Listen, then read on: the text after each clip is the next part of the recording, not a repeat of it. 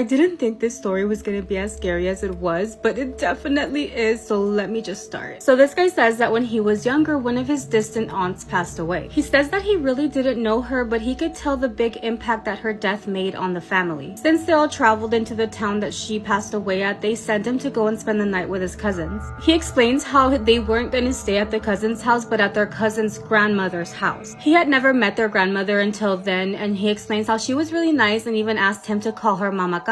And no, it was not his grandmother. He was related to the uncle. The aunt was by law married, and his aunt, so it was the mom's mom, so not his grandmother, but his cousin's grandmother. I hope that makes sense. He explains that Mama Carmen's house was really big and it was made out of wood and it was so pretty, but he knew that there was just something off or weird about it. So when nighttime came, they directed him to this really big room in the house, and the older cousin said something to him that just like threw him off. Before walking out of the bedroom, his cousin tells him, hey, whatever you do, just don't respond to them. And he was like, what? What do you mean? And the cousin tells him, just don't respond to the voices. Don't respond to the thing that's gonna talk to you from under the bed. Bitch, if you think I was about to stay there, I'm gonna go wherever you're going after that, cause what the hell? However, he knew his cousins and how much they play around and all the pranks they've done on him in the past. So he was just like, ugh, this is another prank, so whatever, yeah, I won't listen to the voices. He also admits that when his cousins would stay at his house, he would also scare them, so obviously he just thought this was a joke. So he ends up falling asleep and then wakes up to a voice calling him by his name.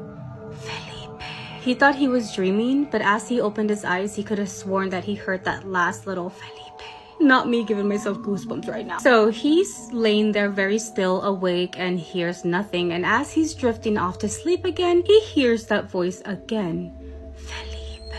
This time, he recognized the voice calling him by name. It had been a very long time since he had heard that voice. It was almost like he had forgotten what that voice sounded like, and it was because it was his mom's voice. His mother, who was no longer living. He immediately gets up and starts walking towards the door. He says he doesn't even want to look back. He doesn't even have the courage to look back and see what is underneath the bed, but he exits the room. However, when he finally makes it to the door where his cousins were sleeping, he said that he felt embarrassed. He thought to himself, if I go in there and tell them that I'm scared or tell them that I heard voices, they're never gonna let it go. I'm gonna have to hear this for the rest of my life, and he didn't want to deal with that. He said that it took him a minute to grow some courage, but he just turned around and went right back to the bedroom that he was sleeping in.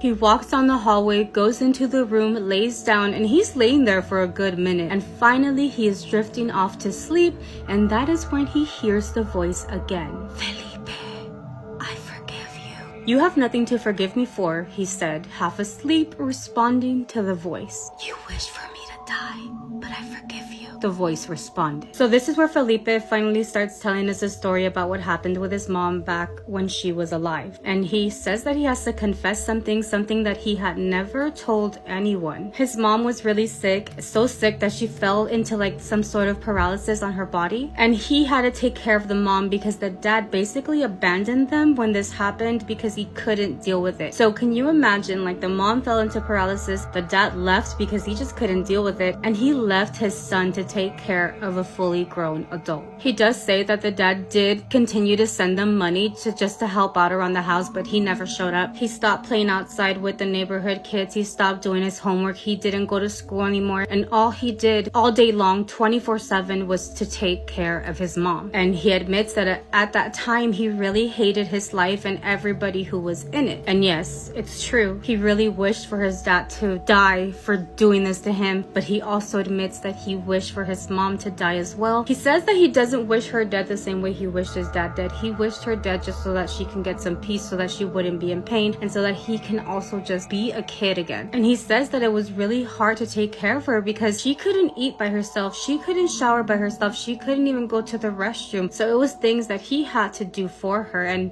it was a lot. But that desire for his mom to die was something that he never told anyone, not a single soul. And this is in fact the very first time that he's writing this down for this podcast to share with the world. So we go back to the voice telling him that she forgives him for wishing her dead. He is more asleep than awake when he asks for forgiveness to the voice that sounds like his mom. He admits that he doesn't know if it was really his mom or what was underneath that bed, but because of what the voice said, he wanted to ask for forgiveness, and he actually put his hand down underneath the bed. He didn't know what he expected. He didn't know if he expected somebody to grab his hand, for someone to say that he's forgiven, but he put his hand down there and actually fell asleep with his hand just hanging there. After falling asleep, he was awoken by a weird sound, and when he opened his eyes, it's when he felt a sensation of something touching his hand. He explains how the hand felt really rough, and it was definitely coming from underneath that bed. At first, he thought he was dreaming, but no, this was definitely not a dream. He was definitely awake. So by this point, the hand was already grabbing at his chest, and he was terrified. He said his heart was beating so fast. However, his curiosity won over the fear that he was feeling. So he literally moved to the edge of the bed and looked to see what was coming out from underneath the bed. What he saw was this very long, gray, old-looking hand coming from underneath that bed. It was fucked up. It was scary. As he was looking at the hand, he could see his hand next to that other hand, so he knew he was awake, but he couldn't take in what he was seeing. It was a lot, and it was crazy. He said at that point, his body became very cold. He was very stiff, and he can still look at his hand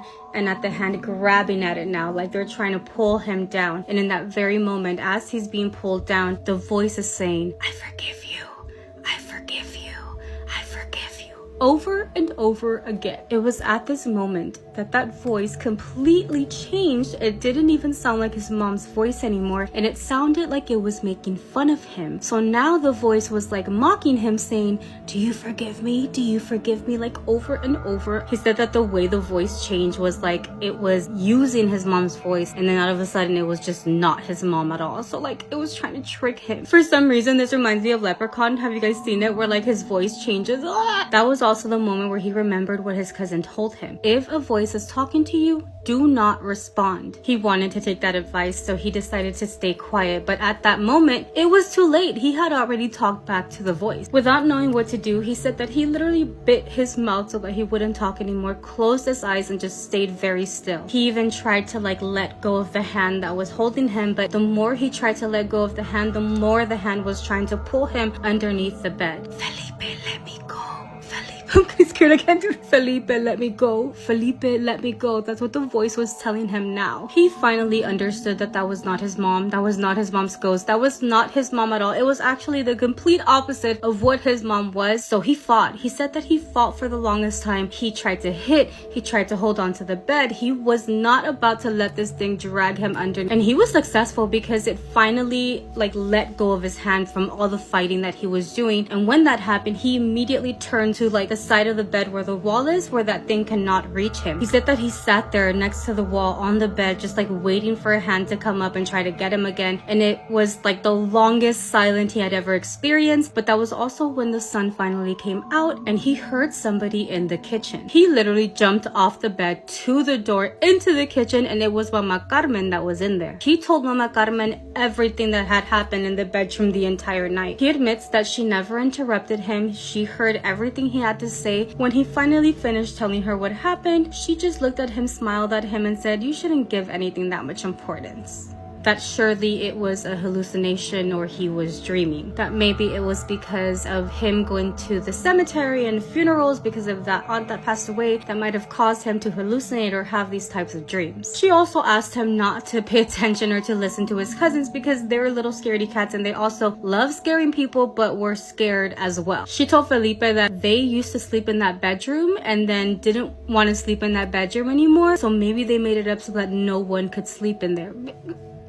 Sorry, what? You're telling me that they've experienced this, but you're saying they made it up because what? She said that she believes that they made up this story so that they can move out of that bedroom and somebody else occupy the space that they were always scared to sleep in. He admits that he would have loved to believe her saying that they made this up, but how would they explain the voice? How could he explain the things that the voice was saying that only he knew? Now I'm curious as to what his cousins experienced in that room, because it's obvious that they've experienced something. He was like, there's no way that they could have pranked me with my mom's voice and saying things that I had never told anybody. So yeah, she doesn't want me to be scared, but I believe my cousins and I believe they experienced something in there. He also says that he's never gonna forget what that hand looked like. Like, that was not a dream. That was not something that he dreamt of. He was awake and he was there. But man, I would not know what to do if that happened to me. What do you guys think?